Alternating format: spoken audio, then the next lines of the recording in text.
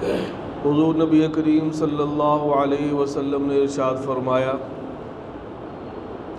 الصلاۃ علی نور علی الصراط،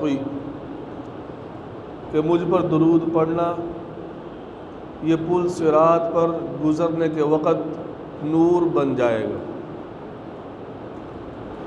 جہنم کے اوپر ایک پل اللہ نے بنایا ہے جسے پل صراط کہتے ہیں۔ ادق من الشعر واحد من السیف، تلوار سے زیادہ تیز ہے، بال سے زیادہ باریک ہے۔ کون چلے گا وہاں پر؟ کوئی چل ہی نہیں سکتا۔ ہاں، جس کو اللہ پاک خود ہی پار کروا دے۔ اللہ کہہ رہے ہیں ثم ننجی الذین اتقوا، اس پل کو ہم متقین کو اس پل سے متقین کو پار کروا دیں گے اور پتہ بھی نہیں چلے گا۔ جیسے فرمایا کہ جو 5 وقت نماز پابندی کے ساتھ پڑھتا ہے، وَيَمُرُّ عَلَى الصِّرَاطِ كَالْبَرْقِ، وہ اس پل پر سے بجلی کی طرح سے گزر جائے گا۔ بجلی کی رفتار کتنی تیز ہے کہ یہاں سے اگر آپ بٹن دبائیں گے کسی دوسرے ملک کے اندر بھی کوئی بلب آپ نے لگایا تو وہ بھی روشن ہو جائے گا، سیکنڈ سے بھی جلدی، ایک لمحے کے اندر۔ وَيَمُرُّ عَلَى الصِّرَاطِ كَالْبَرْقِ، اللہ ہر چیز پر قادر ہے نا۔ تبارک الذی بیدہ الملک وہو علی کل شیء قدیر، اللہ کہہ رہے میں بڑا بابرکت ہوں۔ تبارک الذی، اور میرے ہی ہاتھ کے اندر ساری بادشاہت ہے، پوری کائنات کا بادشاہ میں ہوں، میرے قبضہ قدرت کے اندر ہر چیز ہے اور میں ہر چیز پر قادر ہوں۔ وَهُوَ عَلَى كُلِّ شَيْءٍ قَدِيرٌ، تو اللہ یہ بھی کر سکتے ہیں کہ بھئی بجلی کی طرح سے گزار دیں، اور مومن اس طرح گزریں گے، جب وہاں پہنچیں گے حشر کے میدان میں، اس کو پار کر پہنچیں گے تو پوچھیں گے بھئی ہم یہ سنا کرتے تھے کہ ایک پل آئے گا جہنم کے اوپر سے گزرنا ہے، تو فرشتے کہیں گے وہ تو تم گزر بھی آئے، یہ اعمال کی برکت۔ جب اعمال کرتے رہیں گے تو پھر اللہ کامیابی دیتے رہیں گے۔ اور پھر اس آیت کے اندر آگے اللہ فرما رہے ہیں الذی خلق الموت والحیات لیبلوکم ایکم احسن عملا، کہ اللہ نے زندگی اور موت کو پیدا فرمایا تاکہ اللہ دیکھ لیں، اللہ آزما لیں تم میں سے اچھے عمل کون کرتا ہے، کون اچھے عمل کرتا ہے۔ تو اللہ یہ دیکھ رہے ہیں کون اچھے عمل کرے گا۔ صحابہ کرام رضوان اللہ علیہم اجمعین کو حضور نبی کریم صلی اللہ علیہ وسلم جب بھی کوئی حکم دیتے تو وہ فوراً کرتے، فوراً۔ جب شراب کا حکم نازل ہوا کہ بھئی یہ حرام ہے تو صحابہ نے مٹکوں کے مٹکے بہا دیے کہ بھئی اب حرام ہے، اللہ نے حرام قرار دے دی، اب اس کو استعمال نہیں کریں گے۔ حضور نبی کریم صلی اللہ علیہ وسلم نے فسد لگوائی، حجامہ جسے کہتے ہیں، تو خون نکلا، ایک صحابی کو بلایا، جاؤ یہ فلاں جگہ دفن کراؤ۔ وہ گئے تو وہاں جا کر خون سارا پی لیا۔ ایسی محبت صحابہ۔ حضور نبی کریم صلی اللہ علیہ وسلم وضو فرما رہے ہیں تو وہ صحابہ نے ہاتھ نیچے رکھے ہوئے، پانی نیچے نہیں گر رہا، آپ جو حکم دے رہے ہیں وہ کر رہے ہیں۔ ما آتاکم الرسول فخذوہ وما نہاکم عنہ فانتہوا، اللہ کہہ رہے ہیں میرا رسول جو کہہ رہا ہے وہ کرو، جس سے منع کر رہا ہے اسے رک جاؤ۔ آج ہم نے حدیث کو ہی مذاق بنا لیا، یہ تو حدیث ہی لے آتا ہے ہر کام پہ۔ یا کچھ ان پڑھ جاہل ہیں، ان کو حدیث کا پتہ ہی نہیں ہے، وہ حدیث پڑھ رہے ہیں اور لوگوں کو بتا رہے ہیں بھائی حدیث ایک تو پڑھے بغیر کسی سے، خود نہیں پڑھنی، کسی سے پڑھیں گے تو سمجھ آئے گی ورنہ تو سمجھ نہیں آئے گی۔ طلباء کو جو چیز 10 سال بعد دی جاتی ہے، 10 سال پڑھنے کے بعد وہ حدیث کو پڑھتے ہیں، تو 10 سال پہلے کیوں نہیں ان کو پڑھاتے بھائی؟ اس لیے کہ سمجھ میں نہیں آ رہی ان کے بھی، سمجھ ہی نہیں سکتے اس چیز کو۔ تو حضور نبی تو حدیث کے اندر جو آگے بس اس کو ماننا ہے، حضور نبی کریم صلی اللہ علیہ وسلم نے جو فرما دیا بس اسی کے اندر کامیابی ہے۔ حضرت سعد اسود رضی اللہ تعالی عنہ، یہ کالے رنگ کے تھے اس لیے انہیں اسود کہا جاتا ہے۔ ایک حضرت سعد بن ابی وقاص ہیں، ایک سعد اسود، کالا رنگ۔ کالا رنگ ویسے ہی عام طور پہ لوگوں کو اتنا بھلا نہیں معلوم ہوتا، لیکن بھئی اللہ نے بنایا نا۔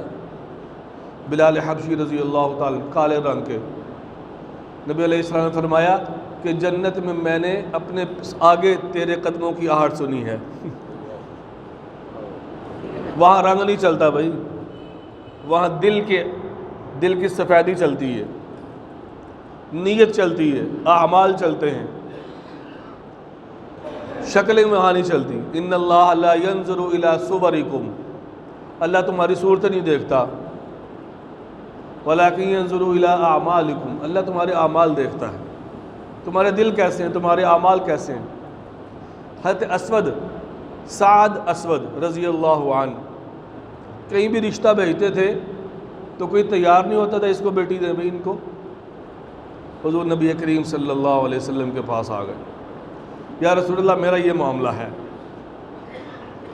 نبی علیہ السلام نے ارشاد فرمایا اچھا جاؤ فلاں گھر کے اندر جاؤ، ان کی بیٹی ہے،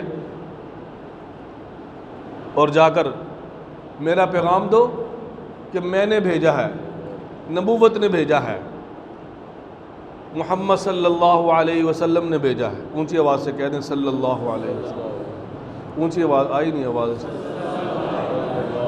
نبی علیہ السلام نے فرمایا میرا نام جہاں آئے اور پھر صلی اللہ علیہ وسلم نہ کہے کوئی، سب سے بڑا بخیل ہے، سب سے بڑا بخیل ہے۔ ہو سکتا ہے یہ کہنا ہی آپ کے کام آ جائے۔ ہمارے ایک استاد کہا کرتے ہیں کہ بھئی یہ سبحان اللہ کہہ لو، ایسے موقع پر نبی علیہ السلام کا نام آئے تو صلی اللہ علیہ وسلم کہہ لو۔ تو اگر کوئی آہستہ کہنا وہ تو کہتے ہیں کہ بھئی یہ تمہارا صلی اللہ علیہ وسلم کہنا ہے نا، یہ تو تمہارے باہر کے گیٹ سے بھی تمہیں باہر نہیں کرے گا، یہاں سے آگے کرے گا، جنت میں کیسے پہنچائے گا بھئی؟ تو اس کے لیے ذرا جوش اور جذبے سے اور محبت کے ساتھ کہنا ہے صلی اللہ علیہ وسلم۔ وہ صحابی گئے، جا کے دروازہ کھٹکھٹایا، اندر سے آواز آئی کون؟ سعد اسود۔ ہاں بھی کیسے آئے؟ سارا بتایا کہ نبی علیہ السلام نے مجھے بھیجا ہے اور کہا ہے کہ اپنی بیٹی کی شادی مجھ سے کر دو۔ انہوں نے صاف نہ تو نہیں کی، کہا کبھی بھی مشورہ کرتے ہیں اس طرح کہ بھئی یہ تو کالے رنگ کے ہیں، میری بیٹی تو بڑی خوبصورت ہے، لیکن دل کے اندر خیال بھی آ رہا ہے کہ حضور نبی کریم صلی اللہ علیہ وسلم نے بھیجا ہے۔ اب صاف نہ بھی نہیں کی اور کہا کہ بھئی ہم مشورہ کرتے ہیں۔ وہ جانے لگے تو اندر سے بیٹی بھی سن رہی تھی۔ بیٹی نے کہا کہ ابا جان آپ کو پتہ نہیں کہ کس نے بھیجا ہے؟ اگر حضور صلی اللہ علیہ وسلم نے بھیجا ہے تو پھر مجھے کسی مشورے کی ضرورت نہیں ہے، پھر میں راضی ہوں۔ جب میں راضی ہوں تو پھر آپ بھی راضی ہو جائیں، جب میں راضی ہوں تو پھر آپ بھی راضی ہو جائیں، ایسا جذبہ تھا۔ حضرت سعد رضی اللہ تعالی عنہ حضور نبی کریم صلی اللہ علیہ وسلم کے پاس آئے، نکاح ہو گیا۔ نبی علیہ السلام نے فرمایا اچھا جاؤ بازار سے کچھ چیزیں وغیرہ خرید لاؤ، بازار جاؤ اور شادی کے لیے کچھ چیزیں جسے ہم شاپنگ کہتے ہیں، آج کل ہمارے ہاں تو ایسی ہوتی ہے نا کہ بھئی ادھار بھی اٹھانا پڑتا ہے، اور اتنا ادھار لے لیتے ہیں کہ پھر پوری زندگی اترتا نہیں ہے۔ شادی سادی ہونی چاہیے، شادی کا مطلب خوشی ہے، فارسی کا لفظ ہے، اس کا مطلب ہے خوشی، لیکن آج کل ہم شادی کو درد سر بنا لیتے ہیں۔ خوشی کہاں رہی بھائی؟ جب آپ نے اتنا قرض اٹھا لیا کہ پوری زندگی آپ اتارتے رہیں گے، اور اس کے اندر آپ کہیں کہ میں 10 کھانے پکانے ہیں یا 5 پکانے ہیں، تو آپ کو کس نے کہا بھائی اتنے کھانے پکاؤ؟ اور اپنے اوپر قرض بھی اٹھا لو، اور جو غیروں کی رسمیں ساری پوری کرو، شراب بھی اس کے اندر چلے گی، اور ہر وہ رسم جو حضور نبی کریم صلی اللہ علیہ وسلم کو ناپسند ہے وہ بھی چلے گی، بینڈ باجا بھی ہوگا۔ بھئی ہم مسلمان ہیں، ہندو تو نہیں ہیں، یہ تو ہندوؤں کا کام ہے، غیر مسلموں نے یہ چیزیں ہم کو دے دیں اور آپ نے اپنا لیا، اور ایسا اپنایا کہ کہتے ہیں بھئی یہ ناک نہیں رہے گی۔ قبر کے اندر سب سے پہلے اللہ ناک کو ختم کریں گے، مٹی جب کھائے گی نا یہ ناک ختم، پھر ناک کہاں جائے گی بھئی؟ فرشتوں کے آگے یہ جواب چلے گا؟ نہیں چلے گا۔ اللہ کو راضی کریں، یہ دنیا کبھی راضی نہیں ہوگی، یاد رکھیں۔ ان کو سونے کا لقمہ بھی کھلائیں گے تب بھی راضی نہیں ہوگی۔ اور پوری زندگی آپ نے گناہ کیے اور ایسے ہاتھ اٹھائے یا اللہ مجھے معاف کر دے، اللہ نے سارے گناہ معاف کر دیے، اللہ راضی ہو گیا۔ جتنا مرضی ان کو کھلائیں، رشتہ داروں کی جتنی مرضی مانیں، رشتہ دار ہی آپ کو چھوڑ کر آئیں گے قبر کے اندر۔ کلا اذا بلغت التراقی وقیل من راق وظن انہ الفراق والتفت الساق بالساق الی ربک یومئذ المساق۔ اللہ کہہ رہے ہیں نہیں، جب روح جو ہے حلق تک پہنچ جائے گی اور پھر کہا جائے گا کہ کسی دم کرنے والے کو بلا لو، ہو سکتا ہے بچ ہی جائے گی، پھر یہ ہوتا ہے نا کسی طرح یہ بچ جائے، میرا بیٹا، میرا باپ، میری ماں۔ وقیل من راق وظن انہ الفراق، اور پھر یہ بھی کہا جاتا ہے کہ اب تو جدائی ہے، وہ سمجھتا اب جدا ہونے والا ہوں میں ان سے، اب میں نے آخرت میں چلے جانا ہے۔ وَالْتَفَّتِ السَّاقُ بِالسَّاقِ إِلَىٰ رَبِّكَ يَوْمَئِذٍ الْمَسَاقُ۔ جب انسان مر جاتا ہے نا تو پھر اس کی پنڈلیاں سیدھی کر دی جاتی ہیں، ساتھ ملا دی جاتی ہیں، اور فرمایا کہ اس وقت تیرے رب کی طرف جانا ہے، یہ سفر شروع ہونے والا ہے۔ تو کوئی بھی کام نہیں آئے گا، اپنا عمل کام آئے گا بس۔ تو حضرت سعد اسود رضی اللہ تعالیٰ عنہ شادی کا سامان خرید رہے ہیں، شاپنگ کر رہے ہیں کہ اتنے میں آواز آئی کہ جہاد کے لیے نکلو، جہاد کے لیے نکلو، جہاد کا حکم ہو گیا۔ شروع میں ایسے ہی ہوتا تھا، کسی وقت بھی وہ کفار حملہ کر دیتے تو پھر ادھر سے آواز آتی کہ اب جہاد کے لیے نکلو۔ حضرت اسود سامان خرید رہے تھے، کون سا سامان؟ شادی کا، اس کو واپس کیا، جہاد کا سامان خریدا، جہاد کا سامان خریدا اور اپنے منہ کے اوپر کپڑا باندھ لیا کہ کہیں حضور نبی کریم صلی اللہ علیہ وسلم دیکھ نہ لیں، بھئی اس کی تو نئی نئی شادی ہے، تو پیچھے ہی رہ، تو جہاد میں نہ جا، کہیں میری چھٹی نہ ہو جائے۔ ایسے صحابہ کے اندر جذبہ تھا کہ کہیں میں پیچھے نہ رہ جاؤں، اس لیے منہ چھپا لیا اور سامان خرید لیا، جہاد کے اندر چلے گئے۔ آج ہم بڑوں سے منہ چھپاتے ہیں، اس لیے چھپاتے ہیں تاکہ کوئی کام نہ کہہ دے نا بڑا۔ صحابہ کے اندر ایسا جذبہ تھا، شہید ہو گئے، شہید ہو گئے۔ حضور نبی کریم صلی اللہ علیہ وسلم نے جب دیکھا شہیدوں کو تو ان میں سے ایک یہ بھی تھے، ان کے منہ سے جب کپڑا اٹھایا تو دیکھا یہ تو سعد اسود ہیں، یہ تو سعد اسود ہیں۔ حضور نبی کریم صلی اللہ علیہ وسلم کا چہرہ مبارک جو ہے وہ غمگین ہو گیا، آپ روئے، پھر ایک دم مسکرائے، اور اس کے بعد آپ نے ایسے منہ موڑ لیا، اس کی طرف دیکھ رہے تھے سعد کی طرف، پھر منہ مبارک موڑ لیا۔ صحابہ نے کہا یا رسول اللہ صلی اللہ علیہ وسلم، پہلے آپ روئے، غمگین ہوئے، پھر آپ مسکرائے، پھر آپ نے منہ موڑ لیا، اس کی کیا وجہ ہے؟ حضور نبی کریم صلی اللہ علیہ وسلم نے فرمایا کہ میں رویا اس لیے کہ بھئی اس کی تو ابھی شادی ہوئی اور یہ جہاد کے اندر شہید ہو گئے، اس لیے میں غمگین ہوا۔ مسکرایا اس لیے کہ میں نے اس طرف جب دیکھا تو ادھر سے حوروں کا ایک دمکٹھا آ رہا ہے، اور ہر حور چاہ رہی ہے کہ پہلے میں سعد کے پاس جاؤں، ہر حور کہہ رہی ہے میں پہلے سعد کے پاس جاؤں۔ اتنے میں حوریں سبقت لے جانے کی کوشش کر رہی ہیں کہ ایک حور کے پازیب، یہ پنڈلی سے کپڑا اٹھ گیا۔ میں نے اس حیا کی وجہ سے کہ یہ حوریں تو سعد کی ہیں، میری نظر ان پر کیوں پڑ گئی، اس وجہ سے میں نے اپنی نظر کو پھیر لیا، ادھر پھیر لیا میں نے۔ جب اللہ کا حکم پورا کریں تو اللہ فوری کیا انعامات دیتے ہیں۔ بھائی آج ہم وہ کام ہی نہیں کر رہے، آج تو نماز کا وقت ہوتا ہے تو ہم کہتے ہیں تھوڑی دیر کے بعد چلے جائیں گے۔ جیسے اکثر میں کہا کرتا ہوں کہ تکبیر اولیٰ اس وقت ملے گی کہ جب پہلے سے آ جائیں گے، تو اذان سے بھی پہلے آ کے اور جناب اپنا وضو کریں گے، سنتیں پڑھیں گے، پھر کچھ اللہ کا ذکر کر لیں۔ وہ وقت دکان پر بھی تو گزر رہا ہے، کبھی اللہ اس آدمی کو گھاٹا نہیں دیتے جو اللہ کے راستے میں آ جاتا ہے، اللہ کی مسجد میں آ جاتا ہے۔ تکبیر اولیٰ پر فرمایا 1,16,00,000 حوریں، 1,16,00,000 حوریں اللہ اس شخص کو دیں گے جو تکبیر اولیٰ کا اہتمام کرتا ہے۔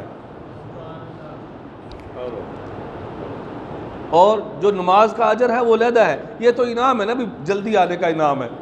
جیسے کہ استاد دیکھتا ہے کہ بھئی آدمی روزانہ، ایک بچہ روزانہ جلدی آتا ہے، کلاس میں 5 منٹ پہلے آ جاتا ہے، تو سال بعد اس کی کوئی غیر حاضری نہیں ہے، یہ 5 منٹ پہلے بھی آیا ہے، اس کو اتنا انعام ملے گا۔ یہ تو اس پر ہے، نماز پر جو اجر ہے وہ تو علیحدہ ہے۔ یہ تو 1,16,00,000 حوریں تو ایسے مل رہی ہیں بھائی، لیکن ہم بڑے غافل ہیں۔ اللہ کہہ رہے ہیں اقترب للناس حسابهم وهم فی غفلۃ معرضون، لوگوں کا حساب بڑا قریب آگے ہوا ہے۔ مرنے کا پتہ کسی کو؟ مرنے کے بعد حساب ہی ہے، کسی کو کوئی پتہ نہیں کب مر جائے گا۔ اقترب للناس حسابهم وهم فی غفلۃ، اور یہ غفلت کے اندر پڑے ہوئے ہیں۔ 17واں پارہ پہلی آیت، 17واں پارہ پہلی آیت، اقترب للناس حسابهم، لوگوں کا حساب قریب ہو گیا، وهم فی غفلۃ معرضون، یہ غفلت کے اندر پڑے ہوئے ہیں اور منہ موڑ رہے ہیں، میری طرف منہ ہی نہیں کر رہے۔ وَإِذَا أَنْعَمْنَا عَلَى الْإِنسَانِ أَعْرَضَ وَنَأَىٰ بِجَانِبِهِ، اللہ کہتے ہیں جب ہم کسی کو بڑی نعمتیں دے دیتے ہیں تو پھر ہم سے منہ موڑ لیتا ہے۔ وَنَأَىٰ بِجَانِبِهِ، اور ایک کونے میں چلا جاتا ہے، ہم سے دور ہو جاتا ہے۔